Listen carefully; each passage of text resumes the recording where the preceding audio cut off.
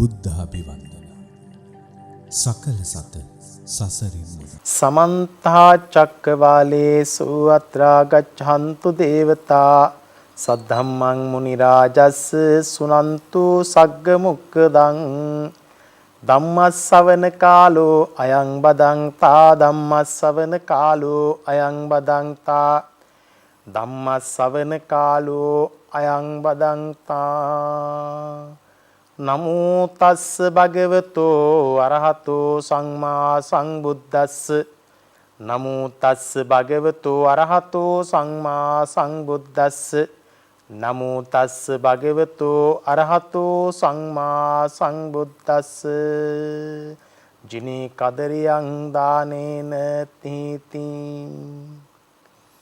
සද්ධා බුද්ධ සම්පන්න වාසනාවන්ත ගුණගරුක කාරුණික පින්වත්නි මෙත් සදහම් විකාශයේ මෙත් දායකත්ව ධර්ම දේශනාව මේ වෙලාවේ ඔබ ශ්‍රවණය කරන්නට බලාපොරොත්තු වන්නේ.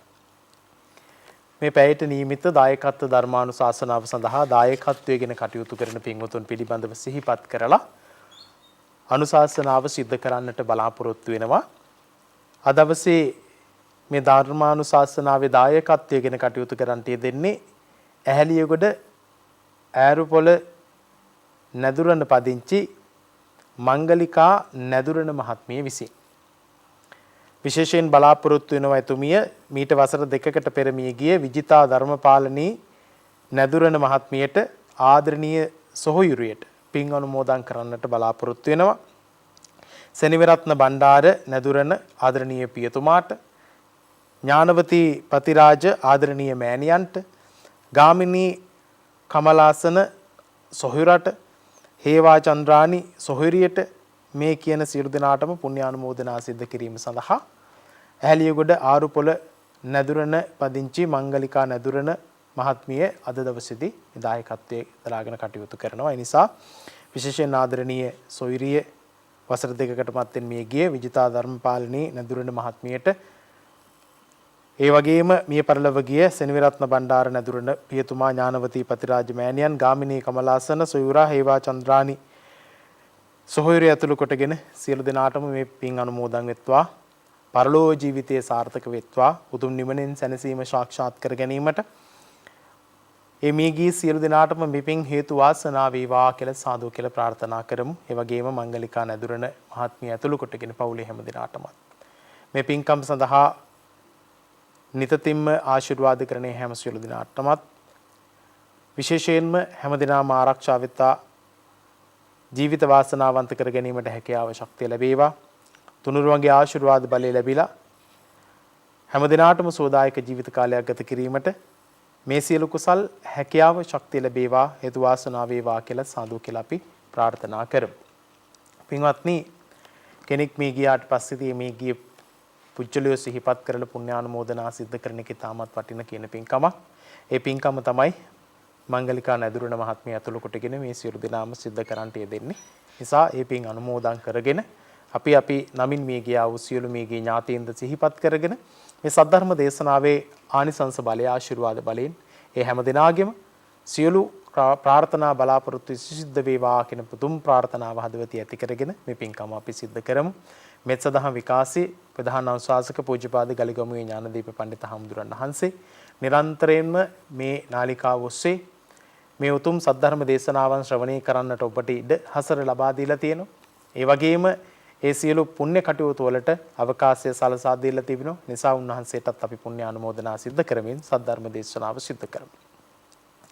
පින්වත්නි, කෙනෙක්ගේ ජීවිතය අරගෙන බැලුවට පස්සේදී ඒ ජීවිතයේ වටිනාකම තියෙන්නේ අපි හරියට ජීවිතේ තේරුම් අරගෙන ජීවත් වෙනවා නම්. අපි හැම වෙලාවෙදිම මතක් කරනවා අපිට හුඟක් වරදිනවා කියලා. අපි හරියනවා කියලා කියනවා අඩුයි. වරදිනවා කියලා කියනවා. හැබැයි කොතනද අපිට වැරදුනේ?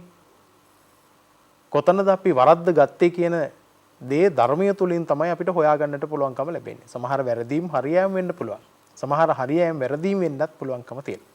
නිසා වැරද්ද විදියට අපිට හඳුනා ගන්නට පුළුවන්කම තියෙනවා නම් ඒක මම හිතනවා ඉතාමත් වටින කියන කාරණාවක් කියලා. ඉතින් අද දවසේදී අපි සාකච්ඡා කරන්න බලාපොරොත්තු වෙන්නේ ජිනේ කදරියන් දානේන දාණය සහ ඒ දන් දෙන පුච්චලයෝ පිළිබඳව, දන් දෙන්නේ නැති පුච්චලයන් පිළිබඳව. දන් දෙන්නේ නැති පුච්චලයෝ කොහොමද දිනන්න ඕනකම තියෙන්නේ දන් දීම තුලින් කියලා. දැන් අපි දන්නවා නොයෙකුත් ආකාරයෙන් ගත්තට පස්සේදී සමහර වෙලාවට පින්වත්නි අපිට තියෙන එක එක්කෙනා සමහරු දිව්‍ය ලෝකවල උපදිනවා, සමහරු බ්‍රහ්ම ලෝකවල උපදිනවා, සමහරු මනුස්ස ලෝකවල උපදිනවා. නොයෙක් ආකාරයේ සමහරු මනුස්ස ලෝකෙ ඉපදිලා කන්න බොන්න අඳින්න පළඳින්න නැතුව ජීවිතය ගත කරනවා. සමහර මනුස්ස ලෝකවල ඉපදිලා අධ්‍යාපනයක් නැතුව ජීවිතය ගත කරනවා. සමහරු මනුස්ස ලෝකවල ඉපදිලා සමාජ පිළිගැනීමක් නැතුව ජීවිතය ගත කරනවා. සමහරු මනුස්ස ලෝකවල ඉපදිලා තමන්ගේ ශරීරාංගවත් හරියට පිහිටවා ගන්නට බැරුව බොහොම අසරණ තත්ත්වයෙන් ජීවත් වෙන වෙලාවල් දැකලා තියෙනවා. ඉතින් මේකේ අවසාන ප්‍රතිඵලය අරගෙන බැලුවොත් එහෙනම් මොකද්ද මේ හේතුව? කෙනෙකුට මෙච්චර කන්න බොන්න තියෙන ලෝකේ බලන්නකො පරිසරය අරගෙන බැලුවොත් එහෙම කොච්චර දේවල් පරිසරය ඇතුලේ තියෙනවද? නමුත් කොච්චර පරිසරය ඇතුලේ ආහාර තිබුණත් ආහාර ලැබෙන්නේ නැත්තම්, කොච්චර රටේ ආහාර තිබුණත් කෙනෙකුට ආහාර ලැබෙන්නේ නැත්තම් මොකද්ද හේතුව? ගස්වල ගෙඩි හැදෙන්නේ නැති එකද? එහෙම නැත්තම් අතුවිති ලියලන්නේ නැති එකද? නෑ නේද? ඒක තමයි සංසාරගත කර්මය කියලා කියන්නේ. ඉතින් ඒ සසර කර්මත් එක්ක මූලික වෙලා ගත කරන ජීවිතවලදී ආහාර තියෙන තැනවලදී සමහර ලාවට මේ ආහාර ලැබෙනවා අපිට. අතට ගත්ත දේ කටට දාගන්න බැරි වෙනවා. සමහර ලාවට බත් මුල අපි ඔතාගෙන එනවා. හැබැයි කන්න වෙලාවක් නැති වෙලා තියෙනවා. ඒක ගිහින් ආයි විසි කරන වෙලාවක් තියෙනවා. ඒක තමයි ජීවිතේ හැටි. අඳින්න ගත්තට, රෙදි පෙරදි ගත්තට සමහර ලාවට වෙලාවක් නැති වෙලාවක් තියෙනවා. නිින්දක් අවශ්‍ය වුණාට නිින්ද නැති වෙලාවල් තියෙනවා. අවශ්‍යම තැනදී. ඇයි ඒ සංසාරගත කරපු දේවල්. ඉතින් ඒ හේතු කාරණා මූලික කරගෙන තමයි අද දවසේදී අපි අපේ ජීවිතවල යම් යම් ආකාර එක එක්කෙනා වෙලා උපදිනවා. දෙවිවරු ඉපදලා වෙලා ඉපදිනවා. ඒ වගේම අනිකුත් ආත්මවල අපි උපදිනවා. ඉතින් මේ වෙලාවේ අපි විශේෂයෙන් මතක් කරන්නට බලාපොරොත්තු වෙන්නේ යම්කිසි මට්ටමකින් Tamanට හැකියාව තියෙද්දි Tamanගේ ජීවිතේ යහපත් කරගන්න පුළුවන්කම තියෙද්දි මසුරුකම් වලින් ජීවත් වෙන්න මිනිස්සු කොහෙද උපදින්නේ කියලා. දැන් අපි ගත්තොත් එහෙම බොහෝ අවස්ථාවන් වලදී තියෙන එක එක දේවල් වලට ඇබ්බැහි වෙනවා, එක දේවල් වලට සමහර අවස්ථාවන් වලදී ලෝභකම් කරනවා, එක විදියයි. එතකොට මේ ලෝභකම් කරන ස්වභාවයත් එක්ක අනිත් කෙනාව දිනන්නේ කොහොමද කියන කාරණාව බුදුරජාන් වහන්සේ දේශනා කරන්නේ දානයෙන් දිනන්න කියන්නේ. දන් දීම තුළින් තමයි ලෝභ පුජ්‍යලයා දිනන්නට ඕනකම තියෙන්නේ. දැන් ලෝකේ දකින්න ආශ්චර්යජනක පුණ්‍ය කර්ම අනන්ත ප්‍රමාණ තියෙනවා. පින්කම් ගත්තාම දැන් කොසල් රජතුමා කියලා කියන්නේ සාමාන්‍ය පුජ්‍යලෙක්. සෝවාන් වෙච්ච කෙනෙක් නෙවෙයි. නමුත් අසතුෂ්ඨ මහා දානය කියලා ලෝකේ තිබිච්ච විශාලම දානය වැඩි වියපහදම් කරලා දානෙ ලබා දී පුජ්‍යලයා තමයි කොසල් රජතුමා කියලා කියන්නේ. එතකොට මේ දානීය ආනිසංස කොච්චරද? අනේපිටි සිටුතුමා මහා දන් පවත්වලා තියෙනවා. විසාකාව මහා දන් පවත්වලා තියෙනවා. ඒ වගේම නොඑක් සිටුවරු රජවරු මහ විශාල දන් පවත්වලා තියෙනවා. විහාර ඉදි කරලා තියෙනවා. දාගබ් ඉදි කරලා තියෙනවා. විහෙර විහාරස්ථාන ඉදි කරලා තියෙනවා. වර්තමානයේ ගත්තොත් එහෙම අපි කරන පින්කම් මොනවාද? දැන් නිකමට කල්පනා කරලා බලන්නකො සමහර වෙලාවට පෙර හිටපු රජවරු ධර්මයේ කිරී කොච්චර නතු වුණාද කියනවා නම් ඒ සියලු රජවරු මේ දාගබ් ඉදි කළා. ඒ වගේම නොඑක් පින්කම් කළා. දැන් අපි අනුරාධපුරයට ගිහින් බැලුවොත් පොළොන්නරුවට ගිහින් බැලුවොත් බුදු පිළිම නම් කොච්චරක්ද? අවකන බුදු පිළිම, තොළුවිල බුදු පිළිම, සමාධි බුදු පිළිම, ඒ ආදි වශයෙන් ගත්තොත් කොච්චර බුදු පිළිම? මහා විශාල බුදු පිළිම. විහාරස්ථානයේ රුවන්වැලිසෑය, ජේතවනාරාමයේ, තූපාරාමයේ මේ වගේ ගත්තට පස්සේ කොච්චර විහෙර විහාරස්ථාන තියෙනවද? මිහින්තලේ, ලෙන් කොච්චරක් තියෙනවද? හැබැයි මේ තාක්ෂණේ දියුණු නැති කාලේ. එතකොට සමහර වෙලාවට මිනිස්සු පාලි දන්නෙත් නැහැ. පාලි ඉගෙන ගන්නෙත් නැහැ. පොත්පත් මෙච්චර පරිශීලනය කරන්නෙත් නැහැ. අධ්‍යාපන රටාවක් නැහැ. දැන් නිකන් මීට අවුරුදු 200කට 300කට ඉහට ගියොත් 400-500කට ඉහළට ගියොත් එහෙම ලංකාවේ තිබිච්ච විශ්වවිද්‍යාල ටික මේ වගේ උපාධි නැත්නම් මේ වගේ වෛද්‍යවරු, මේ වගේ ඉංජිනේරුවරු, මේ වගේ පෙරකදෝරු, එහෙම නැත්නම් ගුරුවරු, එහෙම නැත්නම් ව්‍යවසායිකයෝ මේ වගේ කොච්චරක් හිටියද කියලා බලන්න. මේ තරම් දුරට ලෝකෙම දකින්න පුළුවන් අය එතකොට හිටියේ නැහැ. හැබැයි හිටියා. ඒ හිටපු ව්‍යවසායිකයෝ ගත්තොත් එහෙම රටට හානියක් නොකර, පරිසරයට හානියක් නොකර තමයි ව්‍යවසායය කරේ. ආනයන අපනයනේ හැම එකක්ම කරේ රටට හානියක් කරන්නේ නැතුව මිනිස්සුන්ට හානියක් කරන්නේ නැතුව. හැබැයි වර්තමානයේ ගත්තොත් කුණු පවා අපි ගෙන්නන ඕනේ රටට. ඒතකොට එහෙන් බැලුවොත් එහෙම රටට හානියක් කරමින් තමයි ව්‍යවසායයේ යෙදෙන්නේ. එතකොට නිර්මාණකරුව ගත්තොත් දැන් සීගිරිය වගේ නිර්මාණ බිහි වෙලා තියෙනවා. ඒ බිහි වෙච්ච සීගිරිය වැනි නිර්මාණ ගත්තට පස්සේදී ඒව මහා පුදුම ජනකයි. ලෝක පුදුම 8ටත් එකතු වෙන්න තියෙන දේවල් තමයි සීගිරිය කියලා කියන්නේ. හැබැයි තාක්ෂණයේ ඒ තරම් තාක්ෂණය කියලා මම අදහස් කරන්නේ යන්ත්‍ර සූත්‍රෝපකරණ මේ තරම් දියුණු නැහැ. විදේශ රටකට කතා කරලා ඒ රටවල් වලින් ගෙන්නලා දැන් අපි ගත්තොත් එහෙම පාරක් හදන්න විදේශකින් ගෙන්නනවා. වරායක් හදන්න විදේශකින් එන්න ඕන. කුරුණක් හදන්න විදේශකින් එන්න ඕන. නේද? එහෙමනේ තියෙන්නේ. හැබැයි පෙර මෙච්චර දියුණු නැති සමාජය තුළ අධ්‍යාපන සාක්ෂරතාවය කියන එකත් මෙච්චර නැති කාලයක් තුළ කොහොමද මේ මිනිස්සු මේ වගේ දේවල් කළේ? පාලි දැනගන්න නෙමෙයි කළේ. එහෙම නැත්නම් අධ්‍යාපන රටාවක් මහ ලොකුවට තිබිලා නෙමෙයි කළේ. නමුත් ඒ වයින් තමයි ඒ වැව් වලින් තමයි අදත් රට පෝෂණය වෙන්නේ. ඒ දාගෙබ් වලින් තමයි අදත් අපිට ජලය ලබා ගන්න සහ ඒ ආධ්‍යාත්මික ශක්තිය අපි අදත් ඒ හදපු පන්සල් වලින් තමයි ලබා ගන්න.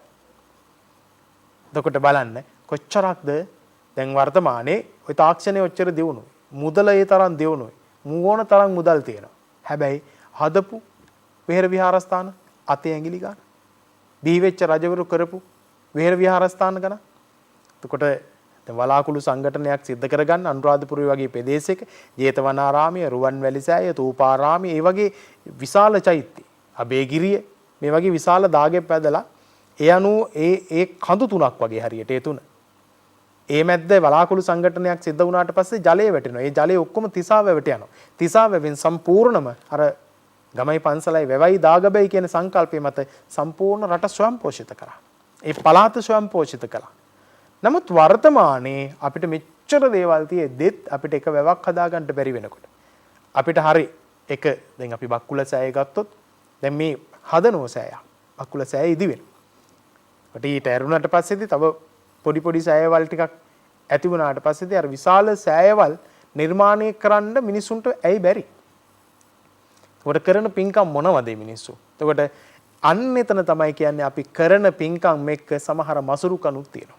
අනේක අපි තේරුම් අරගෙනයි කටයුතු කරන්න ඕනේ. හැබැයි මතු පිටින් අපි පෙන්නනවා අපි කරනවා මෙහෙම පින්කමක් කර්ම පින්කමක් අර දේවල් කරනවා මේ දේවල් කරනවා කියලා පෙන්වාට තමන්ගේ හිත හදා ගැනීමට ජීවිතය සකස් කර ගැනීමටවත් ඒ කරපු පින්කමේ ප්‍රතිඵලය තමන් ළඟා කරගත්තාද කියන එකේ වර්තමානයේ ප්‍රශ්නයක් තියෙනවා. පින්වත්නි දැන් අපි අද දවසේදී කතා කරන්නේ පින්කම් සිද්ධ කරලා ඒ සිද්ධ කරන ලද පින්කම් වලින් ප්‍රතිඵල ළඟා කරගන්න බැරි ඇයි කියන කාරණාව. දැන් මසුරුකම පිළිබඳව කතා කරනකොට බුදුරජාණන් වහන්සේ ප්‍රධාන වශයෙන්ම කාරණා පහක් පිළිබඳව විස්තර කළා. යම් කෙනෙක් දන් දුන්නත්, යම් කෙනෙක් ධර්ම දානයක් දුන්නත්, සාංගික දානයක් දුන්නත්, විහාර හදලා පූජා කළත්, මොන වගේ පින්කම සිද්ධ කළත් යම් යම් අයට යම් යම් ලෝකවල උපදින්නට සිද්ධ වෙනවා. ඉතින් ඒ උපදින ලෝකේ ඔබ අහලා ඇති සමහරලාට බහිරව ලෝකේ කියලා එකක්. බහිරවය කියලා කෙනෙක් අහලා ඇති. එතකොට මසුරුකම හිතේ තියාගෙන දන් දීපු බොහෝ අය උපදින්නේ බහිරවය වෙලා කියලා සඳහන් කරනවා. දැන් බහිරවය කියලා කියන්නේ දැන් අපි දන්නවා බහිරව පිදේනි, බහිරව තටු, බහිරව පූජා ගොඩක් දෙනවනේ. ඇයි යම් තැනකට දැන් රජ කෙනෙක් ධනයක් නිදාන් කරලා මැණික් ටිකක් අංගලා, මුතු ටිකක් අංගලා, රත්තරන් ටිකක් අංගලා එතනට කෙනෙකුට එතන හිත පහදවාගෙන ඒක ආරක්ෂා කරගන්න කියලා අවසානයේ බෙල්ල කපලා මැරුණාට පස්සේදී එතන බහුරියෙක් වෙලා උපදිනවා කියලා කියනවා. බහිරවයෙක් වෙලා උපදිනවා කියලා කියනවා. දැන් බලන්න අපි සමහර අවස්ථාවන් වලදී බොහෝ දේවල් වලට ලෝභකම් කරනවා. හදන ගෙට ලෝභකම් කරනවා. දරුවන්ට ලෝභකම් කරනවා. රස්සාවට ලෝභකම් කරනවා. ඉඩකඩම් වලට ලෝභකම් කරනවා. යාන වාහන වලට, වතු පිටි වලට, මිල මුදල් වලට ලෝභකම් කරනවා. ඒ තුලම අපි නැවත උපදිලා ඒ තුලම ජීවත් වෙනවා. හැබැයි ඒ ලෝභකමින් තොරව අපි ජීවිතය ගත කරන්නට පටන් ගත්තොත් එහෙනම් මොකද වෙන්නේ? අපිට පුළුවන් හොඳ තැනක උපදින්න, නරක තැනක උපදින්න. දැන් බහිරවයක්ගේ ස්වභාවය බලන්නකෝ. කොහොමද? ලස්සනයිද? මිටි, කැතයි, කළුයි, තොල් පටලැවිලා. ඒ වගේම අතපය හතර හරියට නැහැ. විශාල බර දරාගෙන ඉන්න සිද්ධ වෙලා තිනවා. ඔබ නිකන් බලන්නකෝ විහාරයක තියෙන බහිරව රූපයක් දිහා. ඇයි මේ? බහිරව ලෝකයක් එකක්. ඒගොල්ලන්ට සැප සම්පත් තියෙනවා. මොකද මුදල් හොඳට තිබිච්ච ඩම්පින් කරපු අය තමයි බහිරව ලෝකවල උපදින්නේ. හැබැයි කරපු දානයේ පිළිබඳව කරපු පිළිබඳව ඔහු නැවත නැවත හිතන්න පටන් ගන්නවා. දැන් අපි සමහර ලාවට දැන් අපි පාපිස්සක් පූජා කරොත් එහෙම පාපිස්ස පූජා කරලා බලනවා පාපිස්සට මොකද උනේ? කවුද ගෙනිච්චේ? කොහෙද තියෙන්නේ? පන්සලේ කොතනද දාලා තියෙන්නේ කියලා බලනවා. ඒක මොකද්ද? දීපු දේ නැවත නැවත සවිලි කරලා බලනවා කියලා කියන්නේ මොකද්ද? එතන ගැටලුවක්. දැන් පින්වත්නි ඔය සමහර අය ඉන්නවා. දැන් ඔය එක දායක මහත්තයෙක් පන්සලක් සකස් කරලා ආවාසිකයක් හදලා පූජා කරා. දැන් ආවාසිකය හදලා පූජා කරා. දැන් පූජා කරාට පස්සේ මොකද වෙන්නේ? ටික කාලයක් යනකොට අර ගොල්ලෝ මම තමයි මේක පූජා කළේ කියලා කියනෝනේ. අනිත් අයටත් කියනෝනේ, ඥාතීන්ටත් කියනවා, හිත මිත්‍රාදීන්ටත් කියනවා. එහෙම දෙයක් කළාට පස්සේ කියනෝනේ මමයි මේක කළේ කියලා.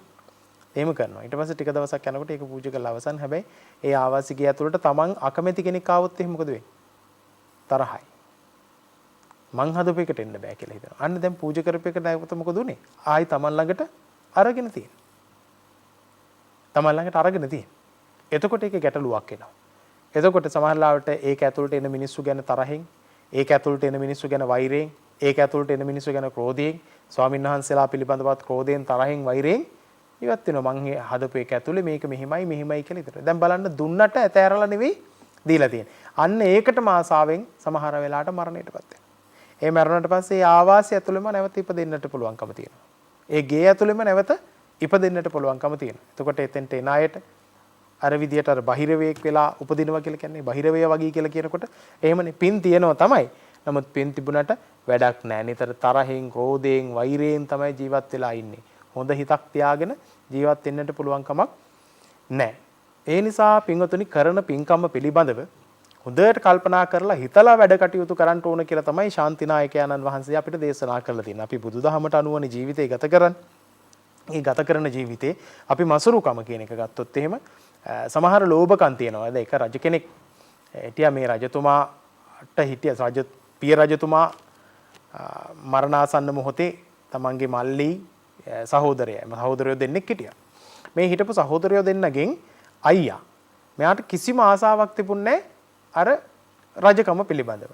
දැන් තාත්තා මරණයටපත් වුණාට පස්සේදී මොකද කරේ? අර රටවැසියෝ අර පුතාව රජකමටපත් කරා. හැබැයි මෙයාට කිසිම අවශ්‍යතාවයක් තිබෙච්ච නැති නිසා රජකමටපත් වෙන්න මෙයා කියන්නේ මට නම් බෑ කියලා. එහෙම කියලා මොකද කරේ? මල්ලිව රජ කරන්න කිව්වා. ඔන්න දැන් මල්ලි රජ කරා. මල්ලි ටික දවසක් රජ කරගෙන යනකොට මෙයා ඈත පිටිසර ගම්මානයකට ගිහිල්ලා මෙයා නිදහසේ ජීවත් වුණා, ගොවිතැන්පත් කරගෙන ජීවත් වුණා. ඉතින් ඔය ගම්මානේ හිටිය දුප්පත් කෙනෙක් එයා මෙයාට කතා කරලා කිව්වා මේ ඔයාගේ මල්ලිනේ රජතුමා අපිට මේ ඉඩම් වල බදු ගෙවා ගන්න අමාරුයි. අනේ කතා කරලා කියන්නකෝ බදු ගෙවන්න මේ බදු ගන්න එපා අපින් කියලා. ඊට පස්සේ බදු ගන්න එපා කියලා ඉල්ලීමක් කළා. ඉතින් මල්ලි මොකද කරේ? රජතුමා කැමති වුණා. ඊළඟට තව කණ්ඩායමක් මෙයාට කතා කළා අපි දැන් ගොඩාක් දුරයිනේ අපිට රජමාලිගාවට යන්න බෑ. අපි මේ බදු ටික ඔයාට ගෙවන්නම්. ඒකට කැමැත්ත අරන් දෙන්නු කිව්වා. දැන් එහෙම කිව්වා එහෙමත් ගෙව්වා. දැන් ටික දවසක් යනකොට ඔහොම ගමක් ගෙව්වා. ඊළඟට නගරයක් ගෙව්වා, නගර දෙකක් ගෙව්වා. ওই විදිහට දැන් අර රජතුමත් කැමැත්ත පළ කරනවා. එහෙම ටික ටික යනකොට මොකද වුනේ? අර කිසිම කෙපා කියපු මිනිස්සයාට අවසානයේදී රජතුමාට කියන්න පටන් ගත්තා මේ මට මේ ඔක්කොම බදු ඕන කියලා. ඊට පස්සේ රජතුමා කිව්වා "හා කමන්නේ බදු ගන්නකෝ" කියලා කිව්වා. දැන් බදු ටික ඔක්කොම අය කරන්නේ කවුද? අර වැඩිමල් සහෝදරයෝ. ඔක්කොම එපා කියපු කෙනා. ටික දවසක් යනකොට කිව්වා මේ මට මේක හරියන්නේ නැහැ. මට රජකමත් ඕන කියලා කිව්වා. දැන් අර ඔක්කොම එපා කියලා හිටපු කෙනා මොකද කරේ? රජකමත් ඕන කියලා කිව්වා. දැන් අන්තිමට රජකමත් ගත්තා. බදු අය කරා. ඊට පස්සේ නගරය අල්ලගත්තා. ඊළඟට රාජ්‍යය අල්ලගත්තා. රජකමත් ගත්තා. දැන් මල්ලි මොකද කරේ? මෙයාගේ හැටි දන්න නිසා එහෙම සද්ද නැතුව පැත්තකට වෙලා හිටියා. යාට රජකම දුන්නේ. යාගේ උරුමෙන් ආපේක දීලා සද්ද නොකර පැත්තකට වෙලා හිටියා. මොකද මේක මේ ලෝභකම කියන එක හිතට ආවට පස්සේදී මේක කිසිම වෙලාවක නැවත සෑහීමකටපත් වෙන්නේ නැහැ. මේක බලාගෙන හිටිය සක්‍ර දෙවියන්දයා. සක්‍ර දෙවියන්දයා මේක බලාගෙන ඉඳලා මෙයාට හොඳ පාඩමක් උගන්වන්න ඕන කියලා හිතාගෙන සක්‍ර දෙවියන්දයා වැඩම කරනවා.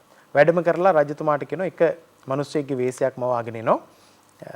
ඇවිල්ලා කතා කරන රජතුමනි දන්නවද වැඩක් මේ අල්ලපු රාජ්‍යයන් කීපයක් තියෙනවා යටත් කරගන්න පුළුවන් කිව්වා. ඊට පස්සේ දැන් මේ තමන්ගේ රාජ්‍යකමවත් එපයි කියපු කෙනාට මෙයාට ආසාවක් ඇති වුණා. ඒ කියන රාජ්‍යයන් ටික පහසුවෙන් යටත් කරගත්තා නම් ඒවයි බදු ගන්නත් මට පුළුවන් නේද කියලා හිතුණා. එහෙම කියලා ඊට පස්සේ කොහොමද කියන්නේ චතුරාංගනී සේනාව රැස් කරලා අපි ගිහිල්ලා රාජ්‍යයන් අල්ලගමු. ඊට පස්සේ ඒකේ රජකම අපිට ගන්න පුළුවන්. බදු ටික අපිට ගන්න පුළුවන් කියන අදහස ඉදිරිපත් කළා. දැන් එහෙම කරලා දැන් අර මිනිස්සු යන්න ගියා. දැන් රජතුමා බැලුවා චතුරාංගනී සේනාව රැස් කරාට මේ මිනිස්සයා පේන්නවත් නැහැ. මොකද ආවේ කවුද? එයා කොහේ කෙනෙක්ද? එයාගේ නම මොකද්ද? විස්තර මොකද්ද? මේ රාජ්‍යයන් හතර තියෙන්නේ කොහෙද කියලාවත් රජතුමාට අර දැඩි ලෝභකම නිසා අහගන්න බැරි වුණා. දැන් ඔන්න රජතුමා ලෑස්ති වෙලා හිටියට යුද්ධයට යන්න. කායික යුද්ධ කරන්නද? කොහේ යුද්ධ කරන්නද? රාජ්‍යයන් හතර තියෙන්නේ කොහෙද? මුකුත් අහගන්න බැරි වුණා ලෝභකම නිසා. ඔන්න ඉතින් මෙයා අවසානයේදී රෝගියෙක් බවට පත් වුණා. මේ දැඩි ලෝභකම අවසානයේ මරණය දක්වා යනවා කියන කාරණාව තමයි පැහැදිලි කරන්නේ. ඉතින් එහෙම බැලුවට පස්සේ ඉතින් උතුරි හොඳට කල්පනා කරලා බලන්න ඕන අපිට තියෙන දැඩි ලෝභකම මේ හැම දෙයක්ම එකතු කරගත්තට පස්සේදී අපි කරන පින්කම් වල ප්‍රතිඵල නැති කරගන්නට මේ කරුණු කාරණා මූලික වෙනවා. ඔන්න බුදුරජාණන් වහන්සේ දේශනා කරනවා පින්කමක් කළාට පස්සේදී කරපු පින්කමේ නැවත ප්‍රතිඵල නැති වෙන කාරණා කීපයක්. කියන්නේ ලෝභකම් ඇති කරගත්තට පස්සේදී. ඒ කාරණා පහක් පිළිබඳව බුදුහාඳුරු දේශනා කරනවා. පළවෙනි එක තමයි ආවාස මච්චරිය කියලා කියන්නේ. දෙවෙනි එක තමයි කුල මච්චරිය කියලා කියන්නේ. තුන්වෙනි එක තමයි ලාභ මච්චරිය කියලා කියන්නේ. හතරවෙනි එක වන්න මච්චරිය, ඊළඟට ධම්ම මච්චරිය කියලා සඳහන් කරනවා. ආවාස මච්චරිය, කුල මච්චරිය, ලාභ මච්චරිය, වන්න මච්චරිය, ඊළඟට ධම්ම මච්චරිය කියලා කාරණා පහක් පිළිබඳව බුදුරජාණන් වහන්සේ දේශනා කරනවා. මේක දෙපාර්ශ්වයටම පොදුයි. ඒ කියන්නේ ගිහි හෝ පැවිදි හෝ ඒ දෙපාර්ශ්වයෙන් පොදු. ආවාස මච්චරිය කියලා කියන්නේ මොකද්ද? දැන් ආවාසයක් නිර්මාණය කරාට පස්සේදී නැත්නම් පන්සලක් හදාගත්තට පස්සේදී ඒ පන්සලේ මච්චරිය කියන්නේ මසුරුකම කියන එක. පන්සල කෙරේ තියෙන මසුරුකමට කියනවා ආවාස මච්චරිය කියලා. ඒ පන්සලට වෙන කෙනෙක් කාමරයකටවත් එනවට කැමති නැහැ. ඒ ආවාසය ඇතුලේ පදිංචි වෙනවට කැමති නැහැ. තවත් ස්වාමීන් වහන්සේලෙකුට ඉඩ දෙන්න කැමති නැහැ. ආවාස මච්චරිය. ඒ තමන්ගේ ආවාසය පිළිබඳව හිතමින් කටයුතු කරන මේක මගේ, මේක මං විසින් පාලනය කරන්න ඕන, මං විසින් මේක හදා ගන්න ඕන, මටම තමයි මේක හැරෙන්නේ, වෙන කෙනෙකුට මේක ඉන්න බෑ, මං හදපු එක කියලා අනිත් අය පන්නන්න උත්සාහ කරනවා. ආවාස මච්චරිය.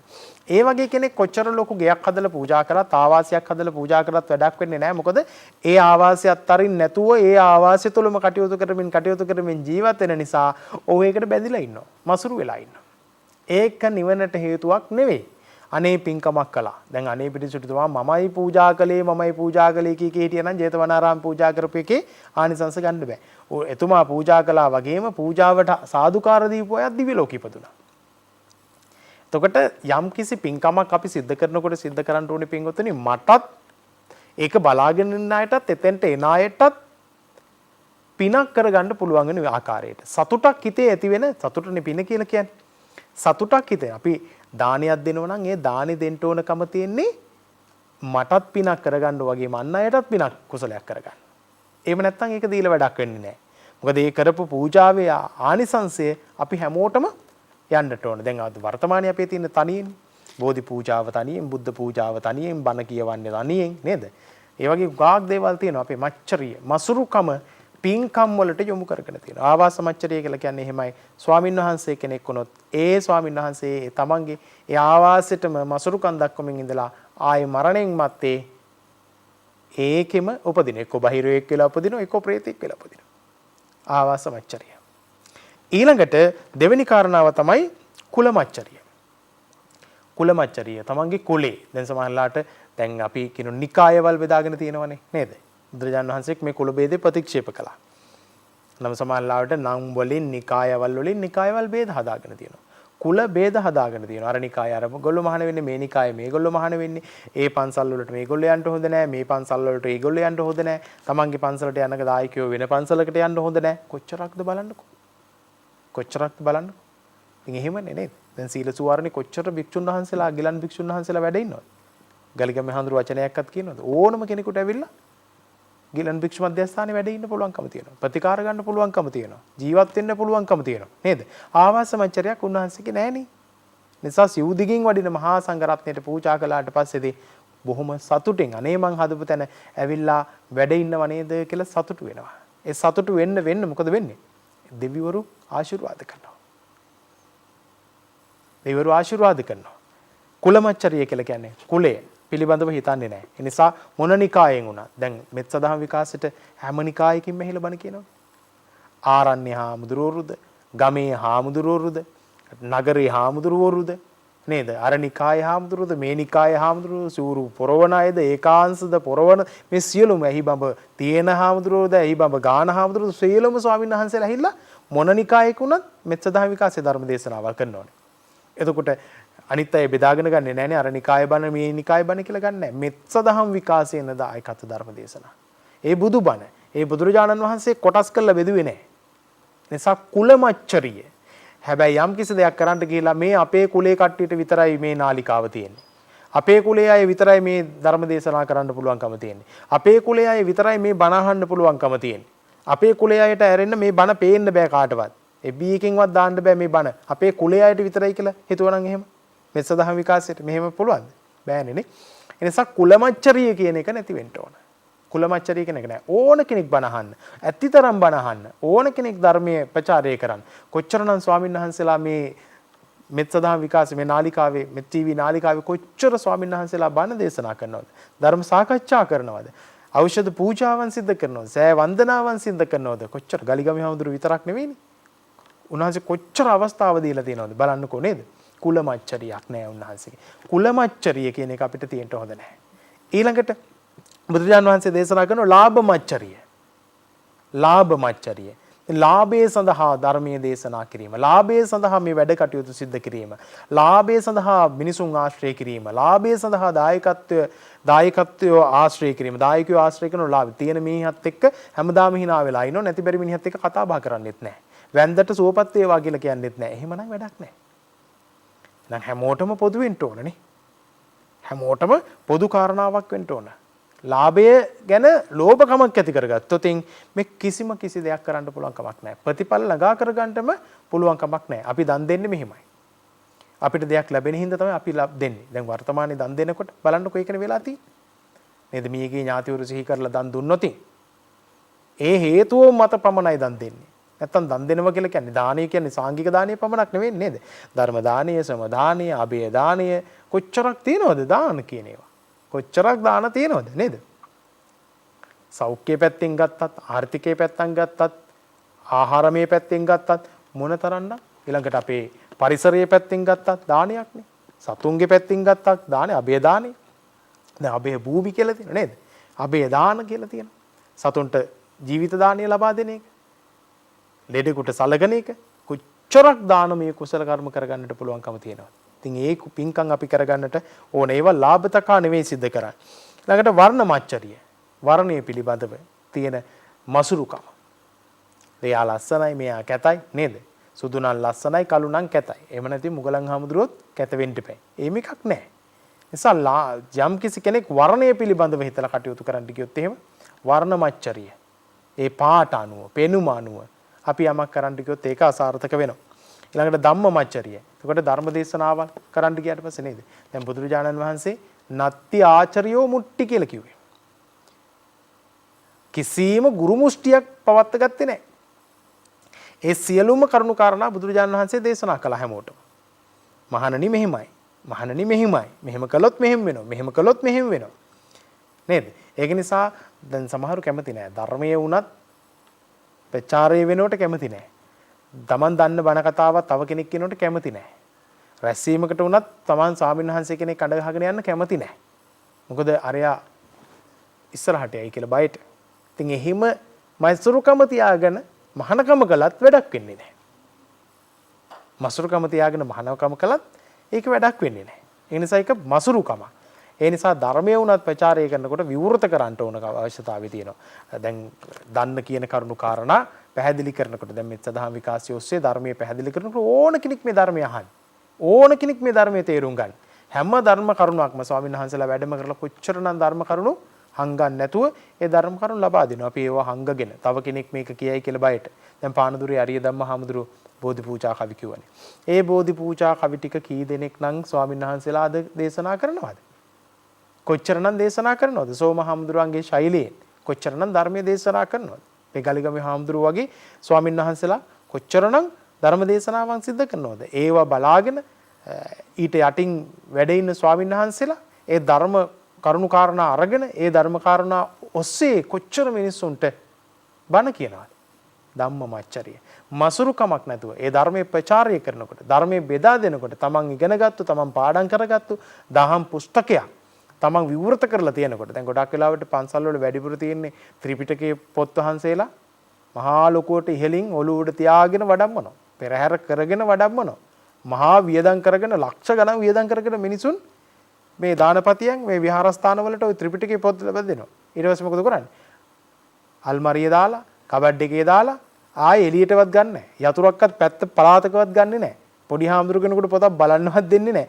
අරක දුන් අල්ලා තියාගෙන. එතකොට ධර්ම විවෘත වෙනවද? ධර්ම පුස්තක ටික බලන ආරක්ෂා කරගන්න අවශ්‍යයි.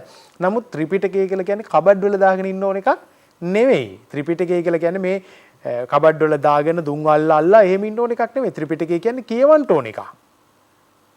ඒක බුද්ධ දේශනාවේ කොහොමද තියෙන්නේ? අටුවා කොහොමද? ටීකා කොහොමද? ටිප්පලි කොහොමද? මේ තියෙන අර්ථ නිරුක්ති කොහොමද කියලා පෙන්වුම් කරන්න ඕනේ. මේක පන්සලේ ලොකු හාමුදුරුවොත් ඒ පොත බලන්න ඕන. ඒක ළඟට පුංචි හාමුදුරන් වහන්සේලාටත් මේක කියන්න ඕන. මේක ලොකු හාමුදුරු බලන්නෙත් නැහැ. පුංචි හාමුදුරන්ට කියවන්න දෙන්නෙත් නැහැ. අල්මාරිය කියවන්නේ නැහැ නේ. බණ පොත් ටික. ඉතින් එහෙම දාගත්තට පස්සේ මොකද? ධම්මමච්චරිය. මේක කවුරු හරි කියවලා ඉස්සරහට යයි කියලා. දැන් වර්තමානයේ ගොඩාක් තැන්වල එහෙම වෙලා තියෙනවා. සමහර හැමතැනම එහෙම නැහැ. නමුත් ඒක කියන්න ඕන. ධර්මයේ විවෘත කරන්න ඕන. ඒ විවෘත කරාට පස්සේ ඕනම පොතක් අරගෙන බලන්න පුළුවන්කම තියෙන්නට ඕනකම තියෙනවා. ඉතින් ධර්මඥානිය අඩු වෙන්න වර්තමානයේ මූලික හේතුව. දැන් මේ මෙත්ත දහම් විකාශ වේනාලිකාවෙන් කොච්චරක් අවස්ථාව දීලා තියෙනවද? ස්වාමීන් වහන්සේලාට මොනතරම් මේ දායකත්ව ධර්ම දේශනාව වෙන්න පුළුවන්. මේ නොයෙකුත් වැඩසටහන් වලට අවස්ථාව දීලා තියෙනවා. ඉතින් කොයි තරම් දැන් ගලිගම යහඳුරු හිතුව දනේ මම මේ ටික දුන්නොත් එහෙම මගෙන් බණ අහන කට්ටිය ඒ ටික නතර කරලා මට මේක පාඩුවක් වෙයි කියලා. එහෙම එකක් නැහැ. ධම්මමච්චරියක් නැහැ උන්වහන්සේගේ. ඒ නිසා එක දෙනවා. නිසා අපි කියන බණ අහලා කොච්චර පුංචි හාමුදුරන් වහන්සේලා බණ කියනවද? ඉතින් ඒක වටිනවා. කොච්චර වටිනවද? අපි කියන කවි ටිකක් අහගෙන ගිහිල්ලා උන්වහන්සේලා කොච්චර කවි කියනවද නේද? සමහරව නම් කියනවා කොපි කළ හැක සම කළ නොහක කියලා. එහෙනම් මේ බුදුහාමුදුරු කොපි කරගෙන තමයි මේ ඔක්කොම ඉන්නේ. සම කරන්න පුළුවන්ද බුදුහාමුදුරු කොපි කරාට පස්සේ? කවුරුත් මේ කොපි කරගෙන තමයි යන්නේ. ඒ කොපි කරගත්තු දේ හරියට කියන්නයි පුළුවන්කම තියෙන්න ඕනේ. එහෙම නැත්නම් මම තමයි මුදුනා. ඒ මච්චරියක්, ඒ මසරුකම. කවියක හරි අපි කියන කවියක හරි ඒක තව කෙනෙක් ඒක අහලා ඒක විවෘත වෙනකොට එතකොටයි දැනෙන්නේ හොඳට. අපි ඒක තියෙන්න ඕන. ඔය දැන් ඔය මම කතා කළේ ඔය පැවිද්දන්ගේ පැත්තෙන් බුදුහාමුදුරු දේශනා කළේ. ඊළඟට ගිහියන්ගේ පැත්තෙන් පින්කම් කළාට ප්‍රතිඵල ලැබෙන්නේ නැති කාරණා හතරක්. මේ කාරණා හතරෙන් පළවෙනි එක ආවාස මච්චරිය. ඒ කියන්නේ නිවස් පිළිබඳව. දැන් තාත්තා ගෙදරක් හදලා දෙනවා දරුවන්ට. හදලා දීපු දවසේ ඉඳලා දරුවෝ ගෙට පදිංචි වෙච්ච දවසේ ඉඳලම කියනවා උඹලට මන් තමයි මේක හදලා දුන්නේ. මන් නැත්තම් උඹලට ඉන්න තැනකුත් නැහැ, ලගින්න තැනකුත් නැහැ, යන්න එන තැනක් නැහැ. හතර ගාතේ වැටලා ඉන්න වෙන්නේ කියලා. දැන් ඒක හදලා දීලා මොකද කරන්නේ? සමහරවිට කියනවා මං හදපු ගෙයින් එළියට ඵලයල්ල බහැපල්ල එළියට කියලා කියනවා. අන්න බලන්න නිවසක් හදලා ගෙදර ඉන්න දුන්නට ආයෙ ඇවිල්ලා කියනවා මේක පිංකම. නමුත් කියනවා බහැපල්ල එළියට මගේ ගෙදරේ. අඩියක් තියන්න එපා. මගේ ගේ පස් පාගන්න එපා කියනවා. පැත්ත පළාතක අඩියක් තියන්න එපා කියලා කියනවා. ඇයි මේ? ආවාස මච්චරිය නිවසට තියෙන ලෝභකම්.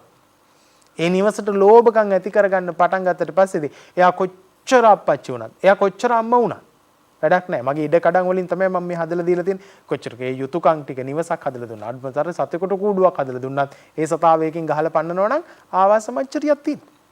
හදලා දුන්නට වැඩක් නැහැ. ඒකේ ඉන්න සතුටු හිතෙන්න විදිහට අපි වැඩ කරන්න ඕනකම තියෙනවා. අනේ සතුටින් මං හදපු ගේ ඇතුලේ දරු පැටවු ටික සතුටින් ජීවත් වෙනවා. මං හදාපු ගේ ඇතුලේ මගේ අම්මයි අප්පච්චි ජීවත් වෙනවා. නේ වයසට ගියාට පස්සේ ඉන්න තැනක් නැහැ. අර අල්ලට මුල්ලට දාන්න ඕන කියලා අම්මා තාත්තා පන්නනවන. මේක උඹලා හදපු ගෙවල් නෙමෙයි අපි හදපු ගෙවල්. මේකේ කැහිත් දානෝ, හොටුත් දානෝ, තෙමත් දානෝ. එහෙම කී කෙලත් ගහනෝ, විටත් කාලා ගහනෝ කී බැනලා පන්නන්න ගත්තොත් එහෙම මොකද වෙන්නේ? ආවාස මච්චරියක් නැහැ. තමන්ගේ අම්මා අප්පච්චිට ඉන්න තැනක් හදලා දුන්නාම ඒ වගේම තමන්ගේ දරුවන්ට බිරිඳට තමන්ගේ ස්වාමියාට තැනක් හදලා දුන්නාම ඒ ගැන ලෝභකම් ඇති කරගන්න හොඳ නැහැ.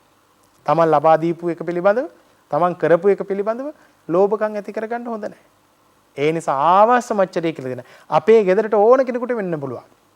හොරමරකම් කරන්න නෙමෙයි. ඇයිලා වාඩි වෙලා ඉන්න පුළුවන්. අවුවකට, වැස්සකට, සීතලකට, පින්නකට ගෙට ගොඩ වෙන්න පුළුවන්. ඒක අපි සෙවන දෙනවා. දැන් අපි අම්බලමක් හැදුවා කියලා හිතන්නකෝ. බස් වෝල්ට් එකක් හැදුවා කියලා හිතන්නකෝ. දැන් අම්බලක් නැහැනේ. දැන් තින්නේ බස් වෝල්ට් නේ. බස් වෝල්ට් එකක් හැදුවට පස්සේ මේ බස් වෝල්ට් එක ඇතුලේ කී දෙනෙක් නම් ඒකෙන් ප්‍රයෝජනයක් ගන්නවද කියලා බලන්න කොච්චර මේ රටේ පින්කම් තියෙනවද කරගන්න. ඒක මං හැදුවා කියලා ලොක් කරලා වහලා යන්න නෙමෙයි තියෙන්නේ බස් වෝල්ට් එක හදලා. අපි මිනිස්සු එහෙමනේ කරන්නේ. පින්තාලියක් හදනවා. වතුර ටිකක් බොන්න. දාලා ලොක් එකක් දාලා යනවා. ඒකනේ කරන්නේ. නිසා තමන් හදපු දේ, තමන් කරපු දේ ප්‍රතිඵලය අනිත් අය ළඟා කරගන්නව බලලා සතුටු වෙනවා. එතකොට බහිරව වෙන්නේ නැහැ. එතකොට දෙවිවරු වෙන්නේ. එතකොට උපදින දිව්‍ය ලෝකවල ආවාස මච්චරිය නිවස පිළිබඳව ආසාවක් ඇති කරගන්න නැතුව තමන් ඒක හදලා දුන්නේ අනිත් අයට ජීවත් වෙන්නටයි. තමන්ටත් හිතට සෙවණක් ළඟා කරගන්නටයි කියන අදහස හිතේ ඇති කරගන්න ඕන නම් අර මසුරුකමක් ඇති වෙන්නේ නැහැ. ඒකේ අර ආවාස දාන්නේ ප්‍රතිඵල තියෙන. ඊළඟට කුලමච්චරිය. කුලයේ පිළිබඳව තියෙන මසුරුකමනේ කුහකකම් තියෙනවනේ ගොඩක්. එක එක අර කුල කියලා බෙදලා මේ කුල කියලා බෙදලා කුලයට තියෙන ගොඩක් මසුරුකම් කරන අවස්ථාවන් තියෙනවා. ඒගොල්ලෝ අපි ආශ්‍රය කරන්න හොඳ නැහැ. අපේ කුලේ නෙවෙයි කියලා කුලමච්චරියක් ඇති වෙනවා. නිසා මිනිසුත් එක්ක අපිට බෝධි පූජාවේ වාඩි වෙන්න බෑ. කුලමච්චරියක් ඇති. දැන් සුනීතල සෝපාකල රජ්ජුමාල්ල පටාචාරල නේද? ඒ කියන්නේ අධ්‍යාපනයක් නැති තැන දැනෙන්නේ මොකද්ද? කුලමානයක් එනවා. කුලමානයක් එනවා. අධ්‍යාපනයක් නැති තැන. එතකොට ඒගොල්ලෝ මනින්නේ කුලමානේ. දැන් මුදලිවරු කියයි, හාමුවරු කියයි, අර කයි මේකයි කියලා කොච්චර කියනවා. රද්දල අය කියයි, ගොවි ගැන කියයි, නවන්දන් කියයි. අර එක එක නොඑක් විදිහෙන් කියනවා. ඒ දැන් ඒව මනින්නේ කොහමද? නමුත් මිනිස්සුયો කියලා ගත්තොත් එහෙම දැන් නිවන් දකින්න දැන් එහෙම ભેද තියනවද නිවන් දකින්න? නෑනේ. සෝපාකත් නිවන්, සුනීතත් නිවන් දැක්ක, පටාචාර නිවන් දැක්ක. පටාචාර කියන්නේ ඉගෙනගත්තු කෙනෙක්ද? කිසා ගෞතමී කියන්නේ ඉගෙනගත්තු කෙනෙක්ද? නෑනේ. ඒගොල්ලෝ නිවන් දැක්කා. පාරේ මිනිස්සු අපහාස කර කර හිටියා පටාචාරයට. ගල් මුල් වලින් ගැහුවා, පිසියෙක් කියලා එලෙව්වා. හැබැයි නිවන් අවබෝධ කරගත්තනේ. කොච්චර වටිනවද කියලා බලන්න. මේ කුලයේ පිළිබඳව හිත ඉඳලා පිටට අපේ කුලයට පමණයි මෙහෙම වෙන්න ඕනේ. නිසා රජකම් කරන්න ඕනේ මේ කුලේ විතරයි. ජනාධිපතිකම් කරන්න ඕනේ මේ කුලෙන් විතරයි. ඡන්දෙන් දිනන්න ඕනේ මේ කුලේ විතරයි. ජීවත් වෙන්න ඕනේ මේ කුලේ විතරයි. අනිත් අය සුත්‍ර කුලේ හරි අර කුලේ හරි මේ කුලේ හරි කියලා ඒගොල්ලන්ගේ ආවතේව වැඩ කර ඉන්න අය බවට පරිවර්තනය කරගන්න උත්සාහ කරනවා නම් ඒක කුලමච්චරිය. ඉතින් ඒ වගේ කෙනෙක් නැහැ. අපි හිතමු යාචකයෙක් ඉන්නෝ. එයා අඩු කුලයක කෙනෙක්. වැඩි කුලයක කෙනෙකුට පිනක් කරගන්න පුළුවන් අඩු කුලයක කෙනාට හරි යාචකයට කීයක් හරි දුන්නොත් නේ. එතකොට එයාගේ නේද චජ්ජාවසලෝ හෝති නචජ්ජා හෝති බ්‍රාහ්මනෝ කියලා කියන්නේ. එතකොට එයාගේ කුලේ මනින්න ඕනේ එයා කරන ක්‍රියාවත් එක්ක. කම්මනෝ වසලෝ හෝති කම්මනෝ හෝති බ්‍රාහ්මනෝ. එයා වසලයක් වෙන්නේ කුලයෙන් පහත් පුජ්‍යලයක් බවට පත් වෙන්නේ එහෙම. දැන් ඕනම දැන් සියලුම කුලෝලය දැන් බුදුරජාණන් වහන්සේ දේශනා කරනෝනේ අර සිවුදිකින් ගලන ගංගාවෝ මුහුදට එකතු වුණාට පස්සේ එකම ලවණ රසයක් ගන්නවා වගේ මගේ ශාසනයට ඇතුළත් වෙන මොන කුලයකින් ආවත් ඒගොල්ලෝ සිවුර කරට දාගත්තට පස්සේදී එක ලුණු රහයි කියලා. එකයි. රහත් නම් මහරහතන් වහන්සේ. සෝවාන් නම් සෝවාන් වෙච්ච කෙනා. සකු르දාගාමි නම් අර කුලේ සකු르දාගාමි. මේ කුලේ රහතන් වහන්සේ. ඒ කුලේ බුදුහාමුදුරුවෝ එහෙම කියන්නේ නැහැ. එතකොට කුලමච්චරිය කියන එක තේන්න ඕන. සා වැඩිපුරම දැන් බලන්නකෝ දැන් සමහර වෙලාවන් වලදී ඒ කුලමච්චරිය කියන එක ද විවාහයක් කරගන්න ගියොත් විවාහයේදී කුලේ බලපානවා. රස්සාවක් කරන්න ගියොත් රස්සාවේදී කුලේ බලපානවා. මහානකමක් කරන්න ගියොත් මහාන වෙන්න කුලේ බලපානවා. කොච්චර දේවල් වර්තමානයේ අපේ රටේ ලෝකෙම අතඹුලක් කරලා ගෙනල්ලා තියෙනවා. අතඹුලක් කියලා කියන්නේ අතඹුලක් කියලා සඳහන් කරන්නේ ඇඹුලක් කියන එක නැඹුලක් කියන්නේ නෙල්ලි ගෙඩියක් වගේ කෙනෙක්. දැන් ලෝකයේ අතඹුලක් කියලා කියන්නේ හරියට ලෝකයේ කියන එක ඕන විදිහක අල්ලලා බලලා කතා කරන්න පුළුවන්. නෙල්ලි ගෙඩිය ඕන විදිහට රවුම් කරලා බලලා ඒ තියෙන තැන ලෝකයේ අතඹුල. මුළු ලෝකෙම තියෙන දේවල් එක තැනකට ගන්න පුළුවන් කියලා කියන්නේ. එහෙම තාක්ෂණයෙන් දියුණු වෙච්ච, එහෙම විද්‍යාවෙන් දියුණු වෙච්ච, එහෙම ධර්මයෙන් දියුණු වෙච්ච මිනිස්සු නේද? මැරුණට පස්සේදී අර කුලේ අඩු කුලේ මිනිහගේ ගෙදරත් එක පොල් තෙල් පහනයි පත්තු කරන්නේ. මහා උසස් කුලේ මිනිහගේ ගෙදරත් එක පොල් තෙල් පහනයි පත්තු කරන්නේ. ඒ මැරුණට පස්සේදී මහ කුලේ මිනිහගේ ගෙදරත් අඩියටයි හාරන්නේ. පහත් කුලේ මිනිහගේ කියන ගෙදරත් ඒත් මිනිවල අර ගානම තමයි. ඒ යටට වල දානෝ නැත්තම් කොයි මිනිහත් ගඳයි.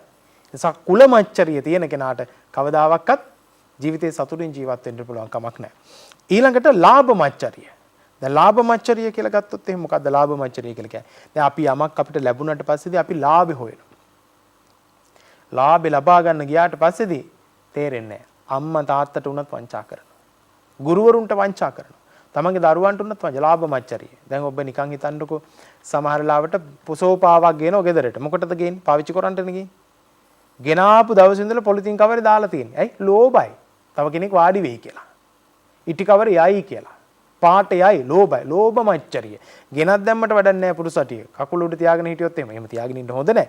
නමුත් පොඩ්ඩක් හරි පෑගුණොත් එහෙම කෑ ගහන විලාප තියෙන. ඕක පාගන්න එපා. ඕකෙන් බෑ පාන් කියලා කෑ ගහනවා. ලෝභකම. ඉටිකොලේ ගලවන්නේ නැහැ. තව කෙනෙක් වාඩි වෙනවට කැමති නැහැ. අතනින් වාඩි වෙන්න. ඔය සෝපාව තියෙන වාඩි වෙන්න නෙවෙයි.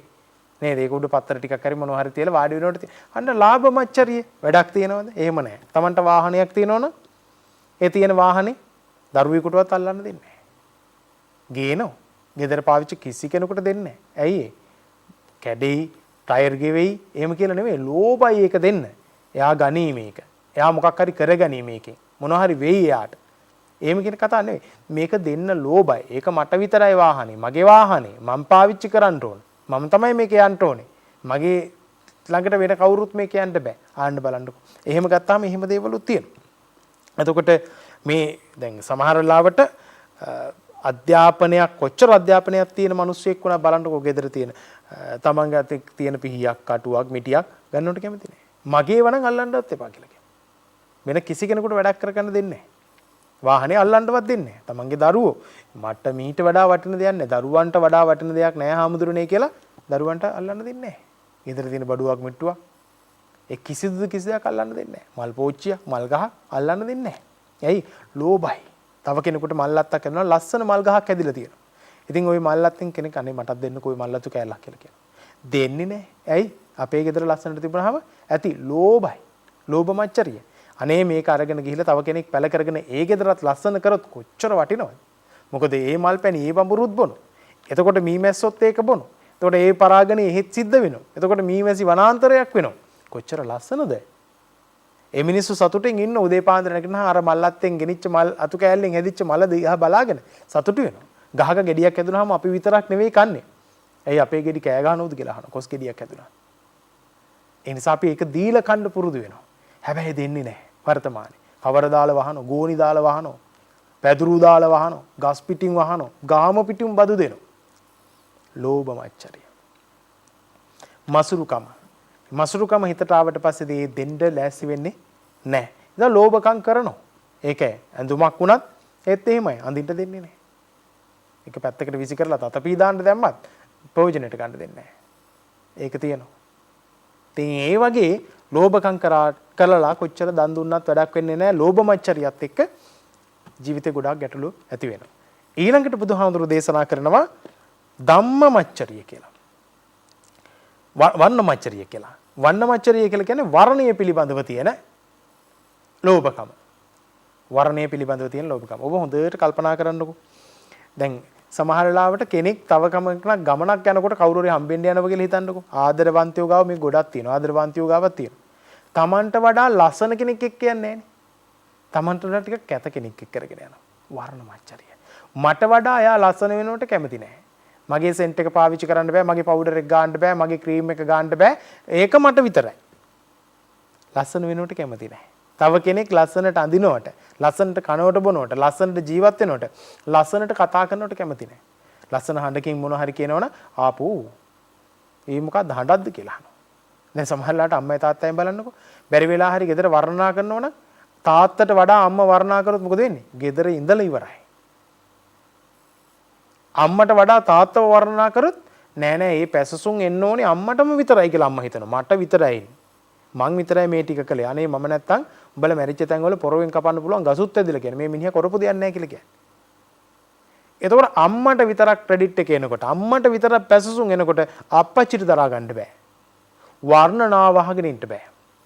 තව කෙනෙක් අගයනකොට, තව කෙනෙක්ගේ හොඳ කියනකොට, තව කෙනෙක්ගේ ಗುಣ කියනකොට ආගෙන ඉන්න බෑ. කනට කෝටු ගහනවා වගේ.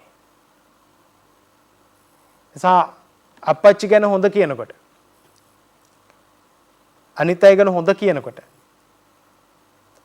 කියනකොට අර මසුරු පුච්චලයට ඒක අහගෙන ඉන්න බෑ. නෑ මම තමයි හොඳ කියලා එයා හිතනවා. මට වඩා හොඳ කෙනෙක් ආයේ ලෝකේ නෑ කියලා හිතනවා. මේ ගුණයන් ඔක්කොම මටයි තියෙන්න ඕනි කියලා හිතනවා. දැන් බලන්නකෝ. බුදුරජාණන් වහන්සේ කොච්චරනම් ගුණයන් වර්ණනා කළාද බලන්න. ලෝභකමක් නැතුව කෙනෙක් දැක්කට පස්සේද උන්වහන්සේ වර්ණනා කරන හැටි. මහා කාශ්‍යප මහරහතන් වහන්සේ කියන්නේ මෙහෙම කෙනෙක් කියලා වර්ණනා කළා. මොගලන් මහරහතන් වහන්සේ කියන්නේ මෙහෙම කෙනෙක් කියලා වර්ණනා කළා. සාරිපුත්ත මහරහතන් වහන්සේ කියන්නේ මෙහෙම කෙනෙක් කියලා වර්ණනා කළා. පෙර සංසාරගත තිබිච්ච බොහෝ හොඳ කරුණු අරගෙන මහාන ඔබ මෙහෙමයි හිටියේ. මෙහෙමයි හිටියේ. මෙන්න මේ ඇගීමට ලක් කළා. කොච්චර මට උදව් කළාද? කොච්චර මට උපකාර කළාද? ආන්න බලන්න වර්ණනා කරනවා. දැන් නිබ්බුතානූන සාමාතා නිබ්බුතානූන සෝපිතා නිබ්බුතානූන සානාරිය අසායන් ඊදිතුපති. කිසා ගෞතමී නිබ්බුතපද කියන්නේ ඇයි? වර්ණනා කරනවා. වර්ණනාවට කැමති ගොඩක් අය. දැන් අපි බෝධි පූජාවක් තියලා ස්තුති පූජාව කරන්නේ මොකටද? වර්ණනාවක් කරනවා. නේද? මම මේ මළුවට යනවා එනවා. බෝමුල් බෝපත් මට පෑගෙනවා. නේද? වර්ණනාවක් කරන්නේ. මේ වර්ණනාවට බොහෝ දෙනෙක් කැමති. එහෙනම් ඒ කියන ලෝභකමක් ඇති කරගෙන වර්ණාවක් නොකර හිටියොත් එහෙම එතන ඇති වෙන්නේ ප්‍රශ්නයක්.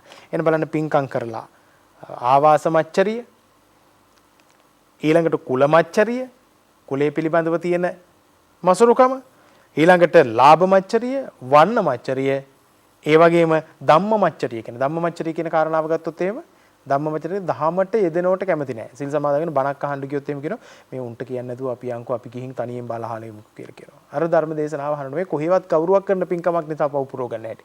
බණ පොතක් ගෙනවත් හංගනවා. කබඩ් එකේ දාගන්න. බලන්න උපාසකම්මල සමහරලාට දෙන්නේ නැහැ බලන්න. සිල් තියෙන පොත පැත්තක දෙන්නේ නැහැ. දරුවෙකුට කියවන්න දෙනවා. ආහා උකල්ලන්ට එපා කියලා කියනවා. අන්න ධර්මීය වහලා තියෙනවා. අර කබඩ් වල දාලා තියෙන වගේ ත්‍රිපිටකේ මුන්දලක් තියෙනවා මේ විදිහට. ඒ නිසා ඒ ගැන ලෝභකමක් ඇති කරන්නේ නැතුව Taman දකින්න ධර්ම කොටසක් සම්පූර්ණයෙන්ම අනිත් අයට කියලා දෙන්න ඕන. මේ පව කරොත් මෙහෙමයි වෙන්නේ විපාක මෙහෙමයි කියලා කියන්න ඕනකම තියෙනවා. එහෙම කියන්න පුළුවන්කම තියෙනවා නම් අන්න දිනන්නට පුළුවන්කම තියෙනවා. නැත්තම් දැන් බුදුරජාන් වහන්සේ එක එනත්‍යාචරියෝ මුට්ටි කිව්වා සියලු තැන් විවෘත කරලා තිබ්බ කාටවත් නොදී හිටියේ නැහැ. හැමෝටම නිවන් දකින්න මාර්ගය කියලා දුන්නා. ඉතින් ඒක ඊටාමත් වටිනා කියනක. මෙන්න මේ කරුණු පහරන අවබෝධ කරගෙන අපිට යම් කිසි දෙයක් කරන්න පුළුවන් නම් පින්වත් මේක ඊටාමත් වටිනවා. ඉතින් අද දවසේදී තා වටින කියන දේශනාවක් ඔබ ශ්‍රවණය කරන්නට යෙදුනේ. මීට වසර දෙකකට පෙර මියගිය විජිතා ධර්මපාලනී නැදුරණ මහත්මියට ආදරණීය සොයුරියට පින්වන මොදන් කරලා සෙනවිරත්න බණ්ඩාර පියතුමාට එවැගේම ඥානවතී පතිරාජ මෑණියන්ට ගාමිණී කමලාසන සොයුරියට හේවා චන්ද්‍රානි සොයුරිය ඇතුළු කොටගෙන මියගිය සියලු ඥාතීන්ට පින් අනුමෝදන් කරන්නට අද දවසේදී ඇහැලියගොඩ අරූපොළ නැදුරණ පදිංචි මංගලිකා නැදුරණ මහත්මිය විසින් මේ උතුම් සද්ධර්ම දේශනාව සිද්ධ කරන්නට යෙදුණා. එනිසා විශේෂයෙන් මේගේ සියලු ඥාතීන් මේ පින් අනුමෝදන් වෙත්වා කියලා සාදු කියලා ප්‍රාර්ථනා කරමු.